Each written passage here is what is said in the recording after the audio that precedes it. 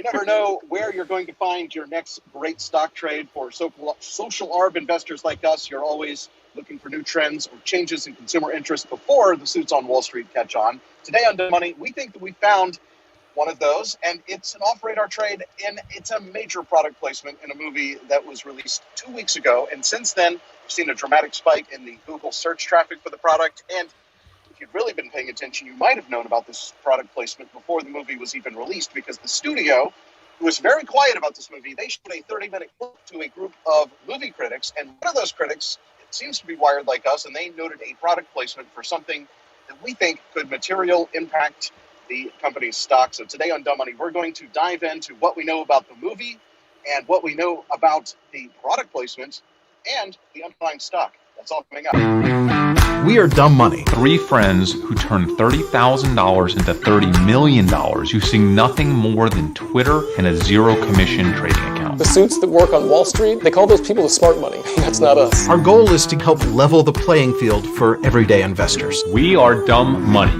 Hey there, Dave here, along with Christian Jordan. We are Dumb Money. This is Dumb Money Live, and we all know that product placements for a successful movie can boost demand for a product. Think back to Ray-Bans and their appearance in Top Gun, and my favorite movie of all time, Back to the Future, the Nike lace-up shoes and Pepsi Free. I mean, of course. But we found one that is off radar for a movie that came out 2 weeks ago. And I think that this could be big for the company. Yeah. Ready to reveal it? Well, guys, let me tell you how it all came about. I was actually watching this movie, so I'm kind of disappointed in myself, because usually I try to stay ahead of some of the entertainment social arb plays by anticipating what big shows are coming out this next year. And by the way, I found another big show I think could have a meaningful impact on a publicly traded stock.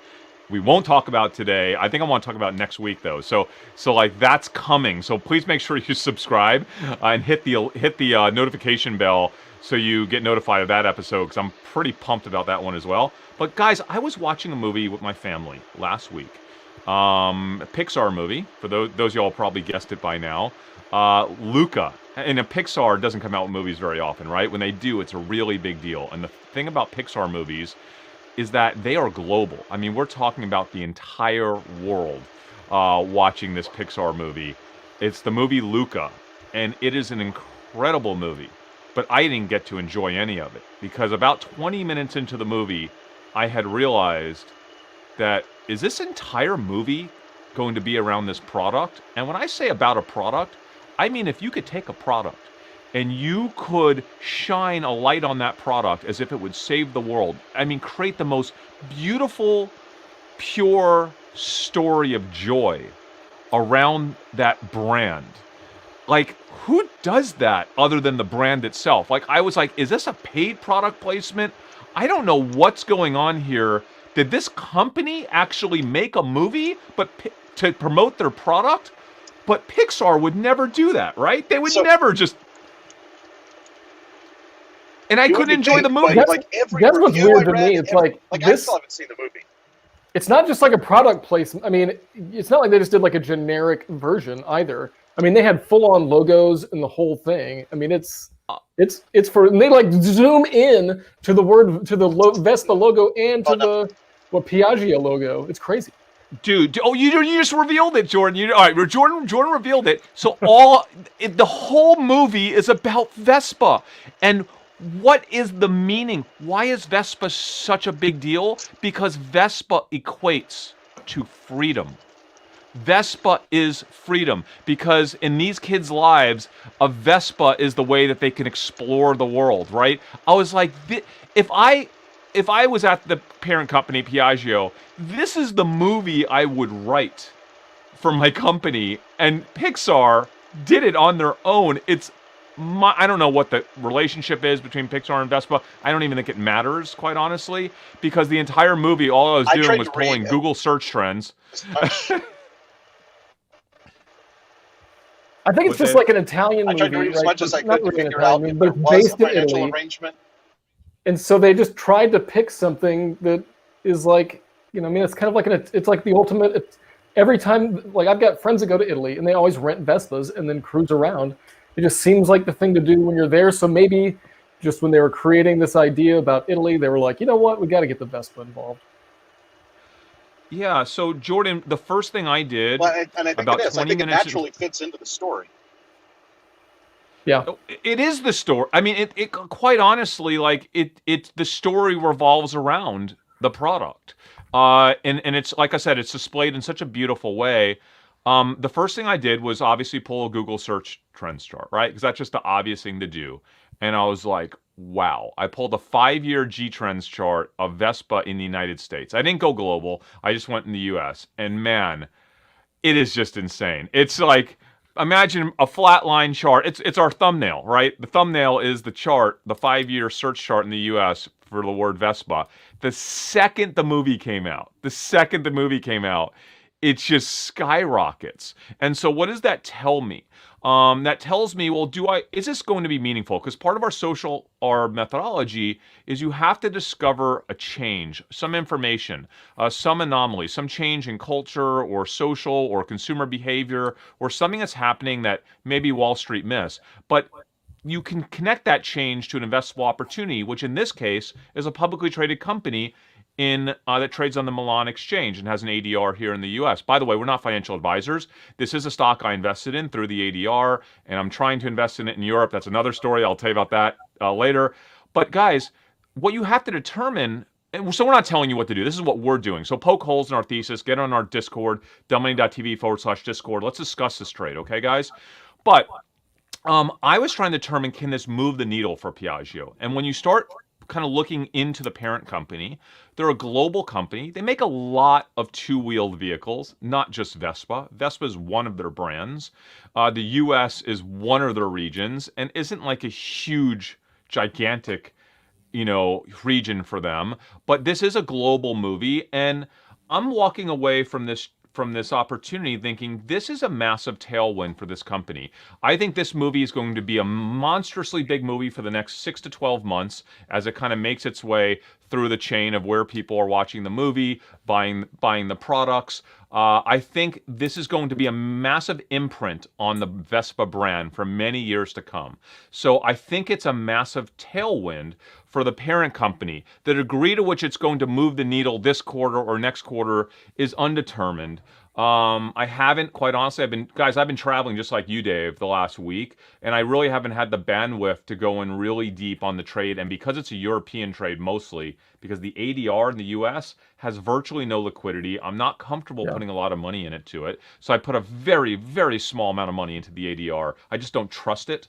And the European stock, I am making a 6-figure investment in, but it wouldn't let me get my investment in because of the trade windows and the clearing times on the currency exchange. So like, I'm going to make that trade over the next week. I haven't even purchased the actual primary stock that trades on the Milan Exchange yet.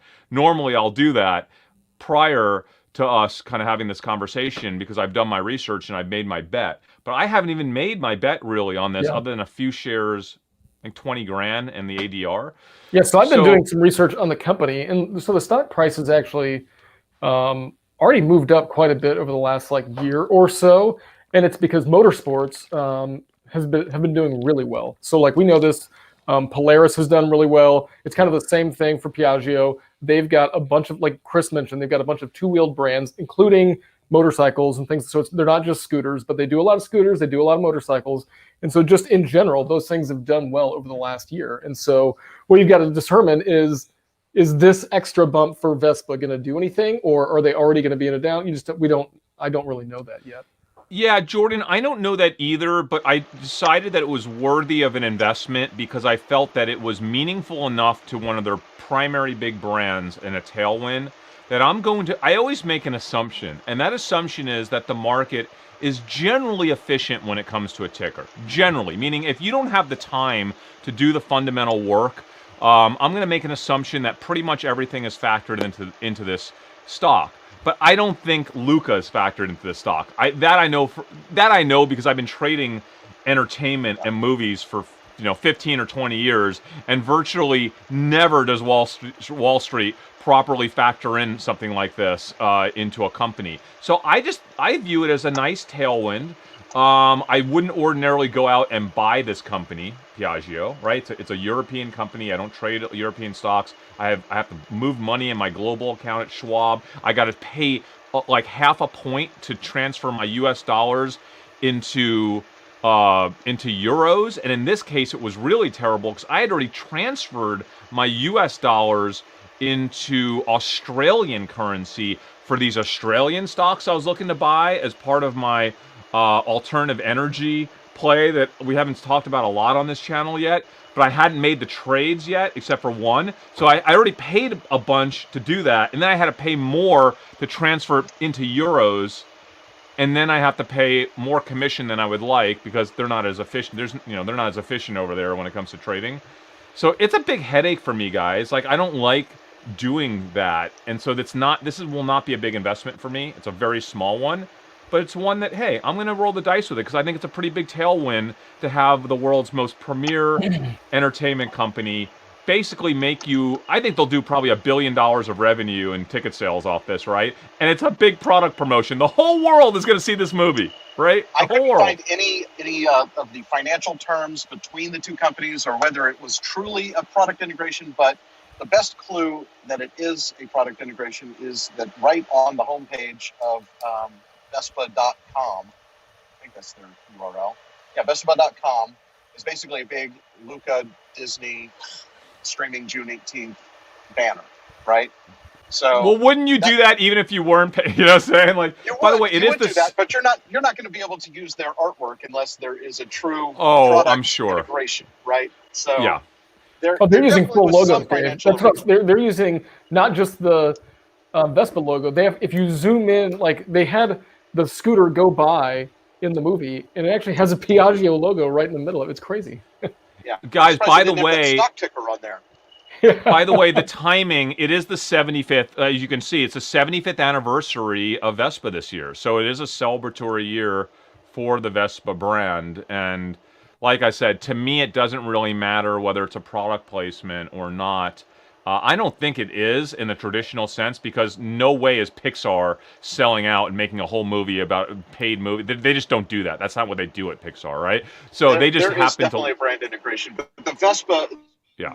Vespa as a brand works so well as a piece of Italian history, and like 75th anniversary. So it fits in naturally. It tells part of the story. I haven't seen the movie, but from every review I read, the critics were basically saying that this could have come off as just a cringy commercial for Vespa, but people were saying things like all this love for Vespa might have felt like a product placement, but if it were not so heartfelt,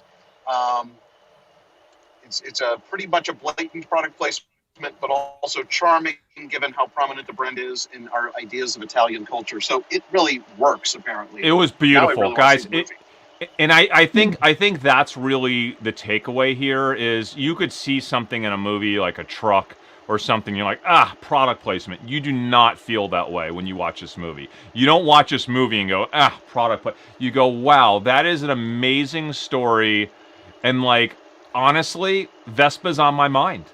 Vespa is on my mind as this brand that represents fun and exploration and freedom and being young and alive. And like, honestly, it was gold, guys. It was gold. So like, I when I see something that's that meaningful, that well done, and is presented on a global scale for what is a relatively small-ish company, Piaggio, like, it's just, I can't ignore it. I'm not going to ignore it. I can't exactly determine the financial impact it will have, and I don't really care.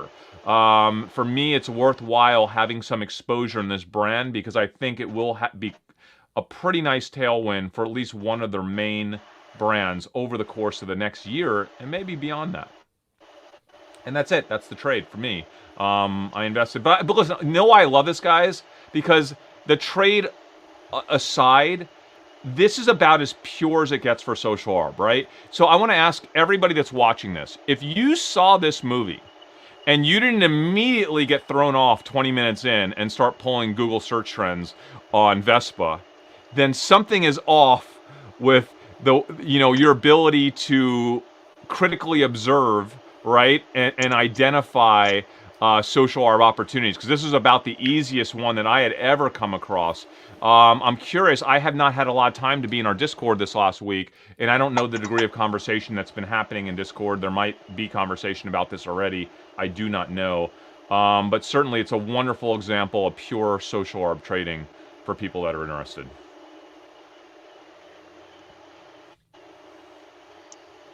So, Dave, So I'm just looking at some of you the are... comments here. We apparently Yeah, have I just not noticed. moved Hey, the Dave, are needle you on in a this van or stock. something? Yeah, I'm Wait, in a van. what, Jordan? This, Wait, what was that I'm in comment?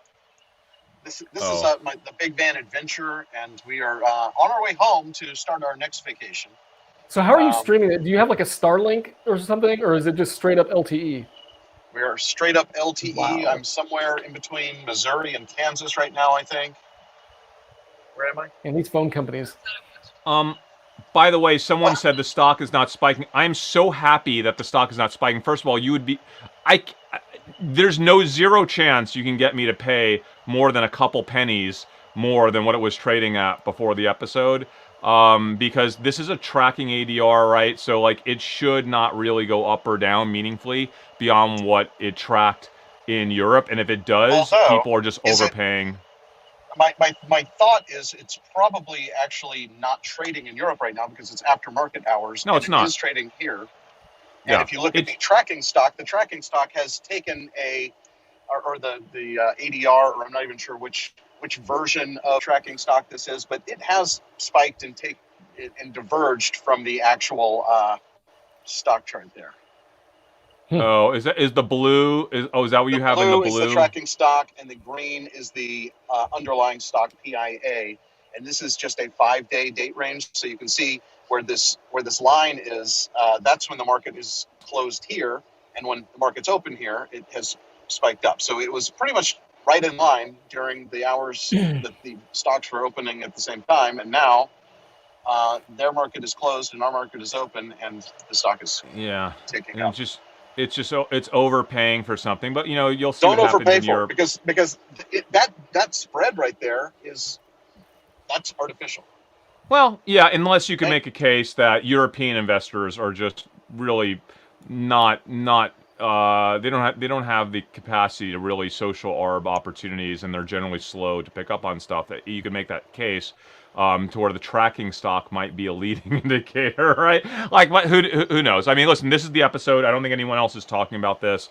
It's a very small investment. I want to emphasize that for us, and I do not recommend that anybody trade based on our trades, but I do think that's a conversation starter, and I think it would be a really interesting topic for us to explore together with the community and the dumbmoney.tv/Discord community. So guys, let's start a conversation.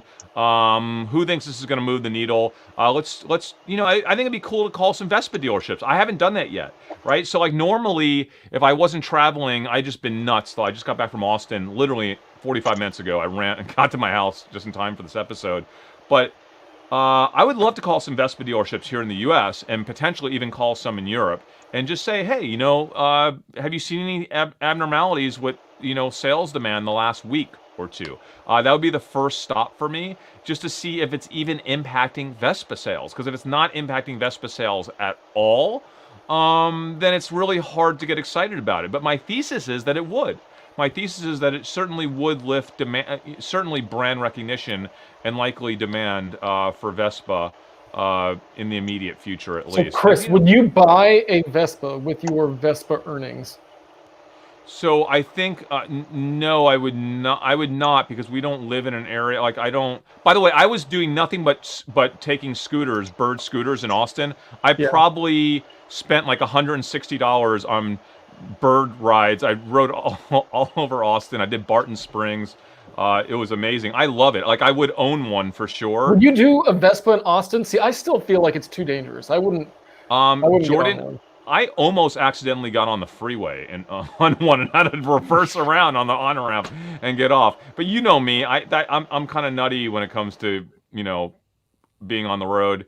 It didn't scare me, but I was also super careful, always being observant of cars around me and stuff. It's probably not the safest thing, but I do think listen, if you were even potentially a candidate to get a Vespa, regardless of what region of the world you live in, and you see this movie, it is now in your mind, and whatever portion of people who would be likely Vespa owners, you can't ask for anything better than to just literally be stuck watching a 2-hour movie about Vespa.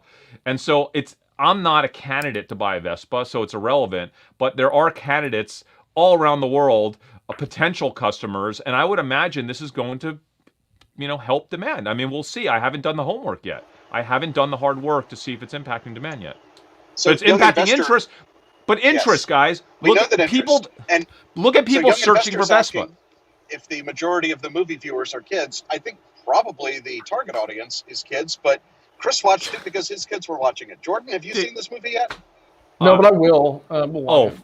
I mean, guys, it's a Pixar movie. I mean, you realize that, like, I don't know, probably 30 to 60% of people that watch every Pixar movie are full-grown adults. Like, obviously, they're specifically tailored for kind of kids, but every parent watches it. And then there's just tons of adults that watch I'll watch every Pixar movie probably for the rest of my life, regardless of how old my kids are. It's a Pixar movie, right? Look, you see people that are in their mid to late 20s going to Disney without kids. I mean, they're there to have fun, and so they'll definitely watch some of these movies too. But even if you're not going to go to Disney, you would still watch a Pixar. I mean, Pixar makes that's what I'm saying. movies. I don't think you can say it's just kids, because I think there are Disney fans and Pixar fans of all ages. Yeah. By the way, it's a great movie, and you could watch it at home. I mean, like, absolutely, it's a cool little movie. I would highly recommend. But Pixar has a huge fan base, and people will just watch every Pixar movie. It'll be huge, and it'll be huge globally, by the way. And that's the cool thing about this, is that it's a global company with a global this global movie that is going to be watched in every country around the world. And the messaging is universal, right? Like, it's a universal messaging. It really doesn't matter where you live. You can relate to the concept of freedom and joy that is associated to this brand, man. What a brand bump. It's just it's unreal. So I listen. I own the stock. If I do the research and I determine that it's not having that the search interest is not translating to any actual demand interest, I will sell my position, and I'll talk about that here on the channel. But for now, I picked up a little, and I'll pick up some more of the actual Milan traded company over the next few days. And I have not bought any yet. I am looking at it. I'm considering it, but it's not high enough conviction yet for me to pull the trigger on that one. Guys, I think it's really important. People are asking. In the comments was concerned that I'm driving and charting. I'm not driving. No, I'm just a passenger. Here's my driver. Hey, Megan, what's up? Oh, she can't hear me. Now Dave has the earpods in. So I think it's important for us to speak about my biggest investment, because people are asking about it, TAP, which has been down a little bit. People are saying, hey, did you buy more here? Actually, I sold a small amount of my TAP. I have a bunch of options as part of my TAP position that expire in July. And some of those options are at the 55 strike. And I sold I still have some, I think, but I sold most of my 55 call options for July, and I'll tell you why. It's this D variant. This D variant coming out of the UK is really worse than I anticipated. I'm watching the numbers every day. I'm not happy about it. I'm not happy about the Europe reopening. I think there's a chance that, this really kills our summer in Europe. That would be a net negative versus what I anticipated would happen in Europe for all the beer companies, including Molson Coors. So, my faith in this trade has not dropped at all, but the timing has. So I want to get a little bit, I want to maneuver my long position in Molson Coors to be beyond just July. So I'm starting to think beyond July and starting to stretch it out. So I'm a little less levered short term in Molson Coors than I was 2 weeks ago. I haven't really sold any of my long-term position in Molson Coors, and I still have a pretty strong short-term position, but I'm really rethinking about timing, because I think we could see some scare, it has nothing to do with Molson Coors. This is purely a Europe D variant, and as that D variant makes its way to the US, it can also impact some other companies like our Playa Resorts trade. If people are concerned that Europeans are not going to fly to Dominican Republic and Jamaica and Mexico later on in the summer, which I think is the primary travel season for European travelers. So there are some concerns about us getting our recovery stocks getting hit. Now, I don't care about Playa so much because I just own straight equity, but in stocks where I'm levered up, like Molson Coors, I need to be careful, and I need to ensure that I don't get stuck in short-term calls that expire worthless because of a temporary issue, which is the D variant. Which, Jordan, I mean, would you agree? It's like, regardless of how bad people think it actually is, in terms of its ability to do damage and cause massive death, the perception and the concern, and what we've seen with anything pandemic related, is that the market tends to overreact on both sides. So until I see a plateauing of case counts in the UK, I'm going to be concerned. I'm looking for that, we've seen that spike as of like 3 weeks ago. It started to spike, and it's still going up. It's accelerating still going every up. day.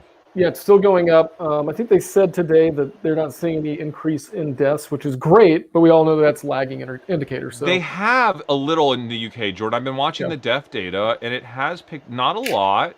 Has it? I looked at it this morning. I must have looked at something. It was up week over since like last week or whatever. The last time I checked was like yesterday, 2 days ago. But I agree with you. Listen, this is not something that's going to shake me out of my recovery trades. But if I'm levered, with July expiring options, I'm going to rethink them with this variant out there, because I think it's a headwind in the short term on some of these trades, and it's just something I have to consider. So that's what I'm doing. I want to talk about that because it is my largest position, and I'm a little careful in the short term. But by the way, everything else is just they're killing it with I think Molson Coors, the Topo Chico Hard Seltzer still appears to be killing it.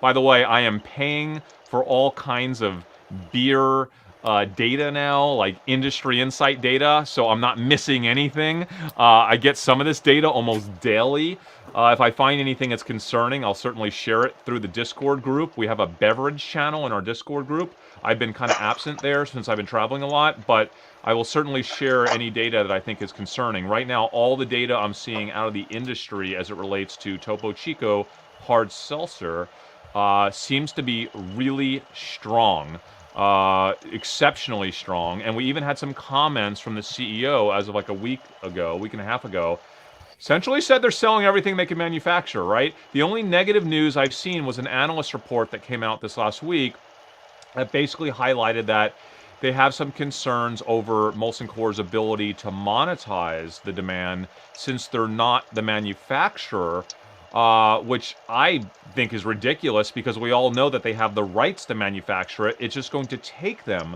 another 6 to 9 months to transition manufacturing from the third-party group that they're using with Coca-Cola to their own internal manufacturing supply chain. So like we know that's happening. So yes, if they don't get to realize all of that margin this year from Topo Chico, who really cares? Because we know that it's all coming in 2022, right? By mid-2022, they're moving that manufacturing in-house. They will get additional margin and additional revenue out of the success of the Topo Chico Hard Seltzer line. So I really don't see any negatives. I'm also keeping a close eye on Zoa Energy. It's a little tough to get data on Zoa Hard Energy right now, but I continue to do channel checks. Our community continues to do channel checks, and it does seem quite strong. All the information is still great on Topo Chico. So sorry, guys, to go on that tangent, but it's a really big topic. Our community is wanting us to talk about it.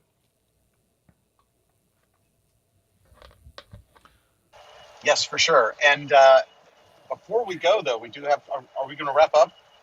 Yes, I think we need to, Dave. Before we go, it's very important that we let everybody who's listening know that they need to switch over to the original Dumb Money channel right now, because to debut a brand new episode from Young Investor, who's in our chat with us right now. He was on the beginning of this show. This is an episode you don't want to miss. So as soon as we say goodbye, as soon as you hear the theme music at the end, jump right over to the original channel. And Dave, also, we would really listen. Young investor, he's 13 years old. I've never seen someone work so hard at what they do. This kid is just killing it, working incredibly hard on his research. He's been researching this trade for months. And if you would please like the episode, like and share and support him, because he deserves. Like, gosh, this is what we do at the OG. Like, we just want to help boost what he's doing, share it with the community. We'll have the first few episodes on the OG Dumb Money channel, and then he's probably going to continue his show on his own channel on YouTube after that. But please like the episode. I'm so proud of Zach. He's just absolutely killing it. And, man, we have a bright future if all kids are working as hard as Zach is at trying to be productive in any capacity in their life. Really proud of him. Please watch the episode. Subscribe, like. And by the way, next week we're going to have a killer episode. Me and Dave will be together on that episode. I think, guys, I want to talk about this TV show that's coming out this next year. I think it's a game changer for something. And we'll talk about what that something is on the next episode. We will be doing our Dumb Money Live together in person, I think for the first time ever. We've been in 3 boxes for this entire time. Jordan's still going to be in a box, but Chris and I together live in person in the Hamptons. So you don't want to miss that. Specifically. Subscribe. Yes. And if you happen to be there next week, make sure you come say hi. Come say hi. No, you can't. Come say. You can track down Dave. Come say hi. Come figure out where we are. My wife has me on a 10-hour schedule every day of things to do over the course of that week. I will unfortunately not have time to do any in-person highs. It's going to be pretty much all family time. But yeah, we will have an episode. Come find me. Come find Dave and say hi. That's going to do it for this one. Thank you guys so much for watching. Head over to the original Dumb Money channel. We are Dumb Money. We will see you back here next week. Oh, happy long 4th of July weekend, too. Is that already starting? It's like Thursday, so it's the weekend. All right. Wine shipments go by.